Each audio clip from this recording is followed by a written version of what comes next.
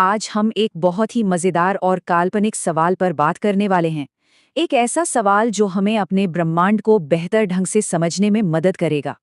तो सवाल ये है, क्या होता अगर ये पूरा का पूरा अंतरिक्ष जो आज हमें लगभग खाली लगता है, हवा से भर जाता? चलिए इस कल्पना की दुनिया में थोड़ा और गहरा उतरते हैं। लेकिन इस सवाल का जवाब देने से पहले ये समझना बहुत जरूरी है कि असल में अंतरिक्ष एक वैक्यूम यानी खाली जगह क्यों है। देखिए, हमारी पृथ्वी और खुले अंतरिक्ष में जमीन आसमान का फर्क है। धरती की जो ग्रेविटी है वो इतनी मजबूत है कि उसने हवा को कस के पकड़ रखा है। वहीं दूसरी ओर अंतरिक्ष में ग्रेविटी इतनी कमजोर और फैली हुई है कि गैसें वहां टिक ही नहीं पाती और बस दूर दूर बिखर जाती हैं।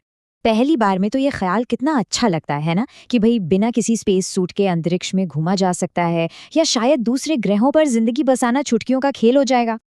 अच्छा, अगर अंतरिक्ष में हवा होती तो सबसे पहली और सीधी चीज ये होती कि आवाज को ट्रैवल करने का एक मीडियम मिल जाता। मतलब अंतरिक्ष का जो गहरा सन्नाटा है वो टूट जाता।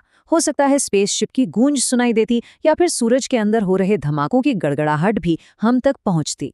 पर ये जो छोटी छोटी अच्छी चीज है ना, ये बस एक बहुत बड़ी तबाही की शुरुआत है। यहीं से पूरी कहानी एक भयानक मोड़ लेने वाली है। जरा इस रफ्तार पर गौर कीजिए, 30 किलोमीटर प्रति सेकंड। इसी रफ्तार से हमारी पृथ्वी सूरज का चक्कर लगाती है, और यही अविश्वसनीय रफ्तार हमारी सबसे बड़ी दुश्मन बन जाती। यहाँ पर विज्ञान का एक बहुत ही बेसिक नियम काम करता है, जिसे कहते हैं एयर रेजिस्टेंस, यानी वायु प्रतिरोध। जब कोई उल्कापिंड हमारे वायुमंडल में आता है तो वो इसी घर्षण की वजह से जलकर खाक हो जाता है। अब कल्पना कीजिए कि हमारी पूरी की पूरी पृथ्वी ही हवा से भरे अंतरिक्ष में इतनी तेजी से भाग रही हो, तो क्या होगा? नतीजा कुछ ऐसा होता कि हमारी अपनी धरती ही एक आग का गोला बन जाती। लगातार हवा से टकराने और घर्षण की वजह से धरती की सतह का तापमान बढ़ने लगता। ये ठीक वैसा ही है जैसे कोई अंतरिक्षयान वापस वायुमंडल में आते हुए गर्म हो जाता है। पर फर्क ये है कि ये गर्मी कभी खत्म नहीं होती। हमारे महासागर उबलने लगते, जमीन झुलस जाती और धरती पर जीवन के लिए कोई जगह नहीं बचती। लेकिन तबाही का ये सिलसिला यहीं नहीं रुकता। असल में हालात इससे भी कहीं ज्यादा बिगड़ने वाले थे, क्योंकि पृथ्वी का अपना गुरुत्वाकर्षण ही उसके खिलाफ काम करने लगता। होता ये कि पृथ्वी की ग्रेविटी अपने आसपास के अंतरिक्ष से और भी ज्यादा हवा खींचना शुरू कर दी थी। इससे हमारा वायुमंडल और भी मोटा और भारी हो जाता। हवा का दबाव इतना बढ़ जाता कि वो हर चीज को कुचल कर रख देता, और बढ़ते तापमान के साथ हमारा ये खूबसूरत नीला ग्रह एक जले हुए बेजान गोले में तब्दील हो जाता। और ये जो तबाही है, ये सिर्फ हमारी पृथ्वी तक ही सीमित नहीं रहती। इसका असर तो पूरे के पूरे सौर मंडल पर पड़ता। चलिए देखते हैं कैसे। हमारा चांद हवा से लगातार टकराने की वजह से उसकी रफ्तार धीरे धीरे कम होने लगती, और फिर वो अपनी ऑर्बिट से हटकर एक घुमावदार रास्ते पर धीरे धीरे पृथ्वी की तरफ गिरने लगता, और आखिर में एक जबरदस्त और विनाशकारी टक्कर होती। यही हाल बाकी ग्रहों का भी होता। वो सब अपने तय रास्तों से भटक जाते।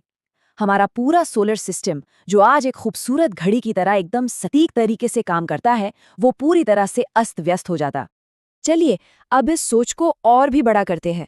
सौर मंडल से भी बाहर पूरे ब्रह्मांड के लेवल पर सोचते हैं।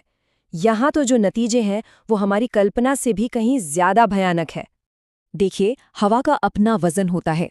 अब अगर पूरा ब्रह्मांड हवा से भर जाए तो सोचिए उसका कुल वजन कितना ज्यादा बढ़ जाएगा। इस अतिरिक्त गुरुत्वाकर्षण से गैसें आपस में जुड़ने लगतीं, जिससे अजीबोगरीब तारे और बड़े बड़े ब्लैक होल्स बनने लगते। इतना ही नहीं, ये एक्स्ट्रा वजन ब्रह्मांड के फैलाव को भी धीमा कर सकता था, या शायद उसे रोककर उल्टा भी कर सकता था, जिससे हर चीज वापस एक ही जगह पर सिमट जाती।